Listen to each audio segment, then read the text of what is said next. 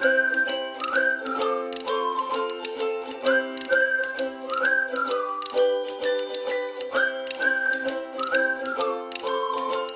guys, this is Jordan with Team J's Classroom Fun, and welcome back to my YouTube page. Today I'm super excited to talk about the first week of school. Before I get into it, make sure you like this video and subscribe to my channel so you don't miss any future teaching content or ideas.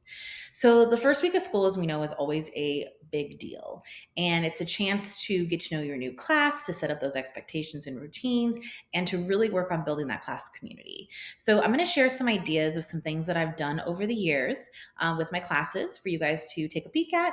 Let me know if you like any of them, if you've tried any of them. Maybe you've even do some of these yourself. So let's get started. So one of the things that I do, and this is actually something I do the first day of school, and I typically start with this, is a finish the doodle or finish the picture activity. I like to have this out on their desk, and it starts with a little doodle. Like this one had a little like curly Q thing. It's kind of hard to see around the other stuff. But I like to start with this because it's a very like non-threatening activity. And I know that sounds weird to say non-threatening, but what I mean is it's kind of like an easy activity to like ease the kids into the day. The nice thing about starting with something like this is this gives them a chance to kind of like come in, get settled. It gives them a chance to talk to the people at their table. It gives me a chance to kind of go around, help them get unpacked, take lunch money, all that stuff. So it's a great way to start, especially that first day. The next thing I like to do is first day pictures. So here you can see a picture of me. I've made a little frame sign where it says my first day of, and then obviously whatever grades you teach. I like to do this and then take the photos and send them to the parents, or even print like a copy to have for the parents at back to school night. It's also really fun to keep, like especially if you do slideshows or anything like that, because it's really neat to see how much the kids have grown and changed since that first day of school. Another thing, oops, I hit the wrong, oh, nope, I hit the right button. Another thing I like to do, especially on the first day, is a school tour. Now, obviously, sometimes you're going to have students in your class that are new to your school, so they don't know where anything is. And then also, too, you're going to have kids that they're new to your classroom. And I know this might sound silly, but they need to know which bathrooms are the closest that they're supposed to go to and what's the path we take to get here. And so doing a school tour for everyone, I think, is a really good thing to do to kind of highlight those important things, like what bathrooms do we use? How do I get to the office? How do I get to the nurse's office? These are good things for them to kind of know just in case they need to for the future. Another activity that I like to do early on is this numbers about me activity. And I got this from Rachel. I think it's Fifth is My Jam. So what this is, and this is a few years ago because I am no longer 34, but I put numbers here on this smartboard or presentation. And all these numbers have something to do with me. And so what I do is I put these up and then the kids write the numbers down and they have to guess what each number means. So like 34 was my age. I think 13 was how many years I taught at the time. I'm now going on to 18. I think 119 was maybe our classroom number. 2 was for second grade. 208 is my area code. So these were just some things. So this is kind of hard, but it's interesting. And it's also a great way for your kids to get to know you a little bit. And so it's kind of a fun way to do that. You also could, and I've done this in the past as well, have the kids come up with their own. So they come up with their own numbers and then we have to guess. They could either do it with a partner, small group, or even whole group, like what their numbers mean to them. Next thing I highly suggest, and I do have a video that I think I posted a while back about back to school books. I do recommend having lots of read alouds available for that first day, especially, and that first week of school. You are getting to know your new class. You do not know how fast they work on things or how much time they need to do things.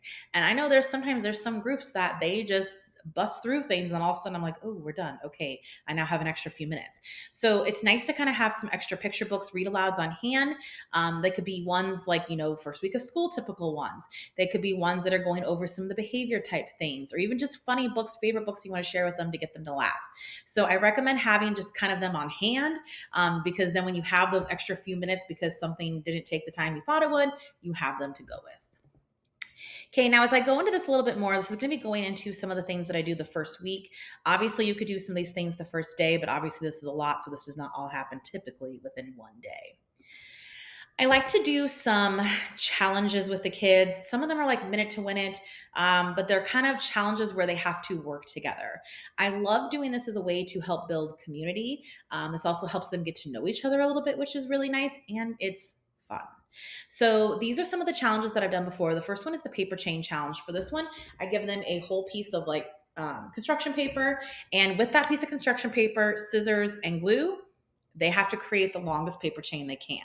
This is great too because it gives you an opportunity to see how people work together. You know, some students, when they're working together on this, they like to lead. Some students don't like to be led. Some students kind of like to take the back seat or like to, be given directions of what to do. So this is also great for you as a teacher because it helps you kind of get to know your kids. And then what we typically will do is once the time is up, I give them a certain time frame. Once the time is up, we hand the paper chains. The one with the longest paper chain, that group, they get to pick like our brain breaks from Go Noodle for the next day. Another challenge that I've done is a cup stacking challenge. So for this one, I would give kids like the same number of cups. These are typically like those little Dixie cups, like those little like rinse your mouth ones. And so maybe I'd give them like 50 or 100. I can't remember what I did before. And I'd give them, and again, this is a team activity. So they're working with other people. And so I give them a bag of the cups and I say, okay, you have 8 minutes or whatever time you want to make the tallest structure you can with these cups. And so they have to figure out how are we going to build these cups to try to make it as tall as we can. We also need to make it stable. This is an interesting one too, because sometimes with this cup challenge, things get knocked into or things fall over. And it's interesting and also good as a teacher to see how do kids react to this? Like, are they persevering? Are they getting frustrated? It kind of, again, gives you some insight into the kids and it's fun. Then when the time is up, I go around with a yardstick, measure it. Again, the group with the tallest would get to pick the brain break for the next day. The next one is more of a minute to win it. Now, this is kind of more an individual activity, but I have them still work as teams and then we like add up the total. So for this, I give the kids a pile of dice. They also have a craft stick or a popsicle stick, and they have 1 minute to stack as many dice as they can on it. And they have to be holding it. Like they can't have their hand down on something. It has to be like holding it freestanding.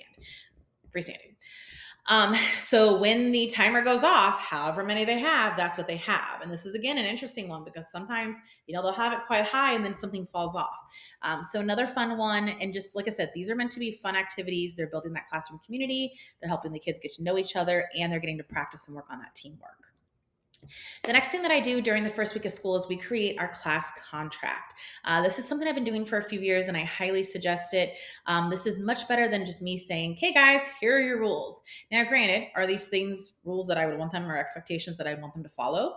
Yes, but they came up with themselves. So when we're doing this, we actually create this together and I'll say, okay, guys, how do you want me to treat you as I'm your teacher? And they'll be like, oh, we want you to be nice and we want you to be kind and be respectful and be friendly. And then I'll be like, okay, how do you want to treat each other? And that's also, how do we think you should treat me? And then we also talk about like, what should we do if we have a conflict? So like one of the things, is like, wait your turn to talk, use your words, right? Hands to yourself.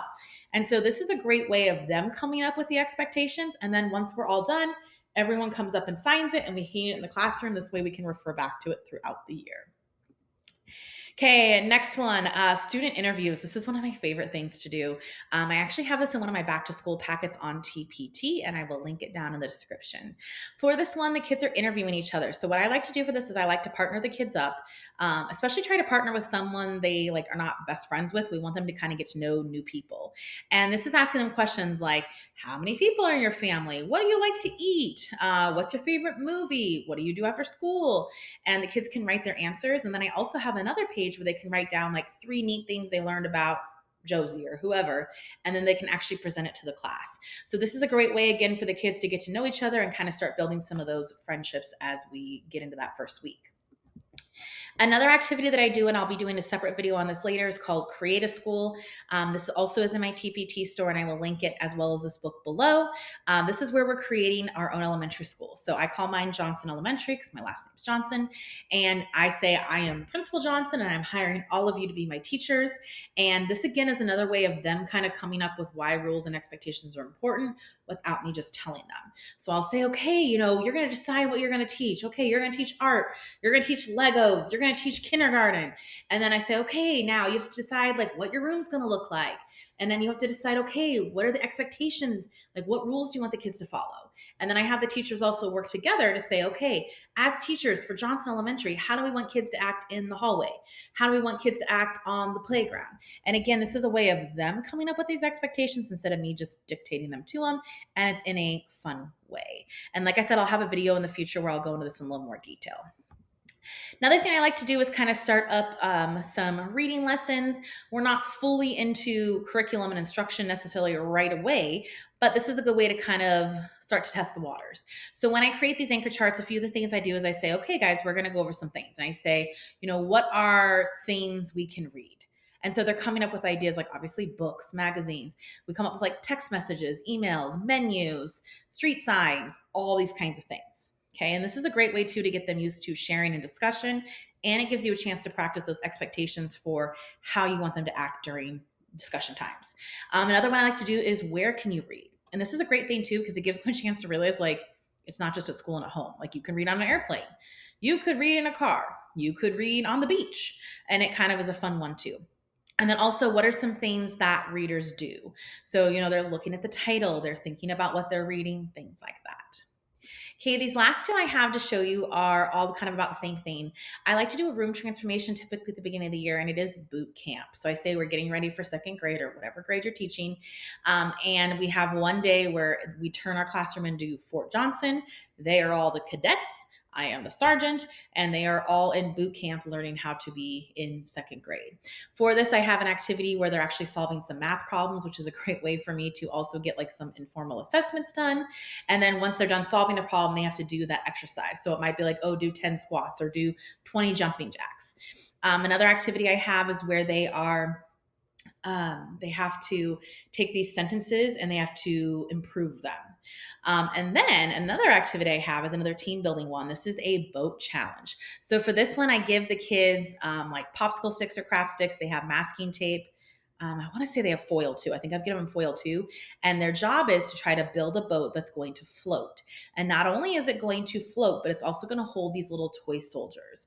And so this is a really fun one because, again, it's great for them to start doing that teamwork where they're having to brainstorm and come up with ideas and then actually build it, which, again, is another great way to learn about personalities and how we handle some of these things. It's also a great time for them to practice that growth mindset. Maybe something doesn't work and you need to try something else. So there's so many different things that happen with this, and then they get to share and we actually test them out. And it's a lot of fun to see like how do the boats do, how many soldiers can they hold, and they always have fun with this one. So that's pretty much what I have for you.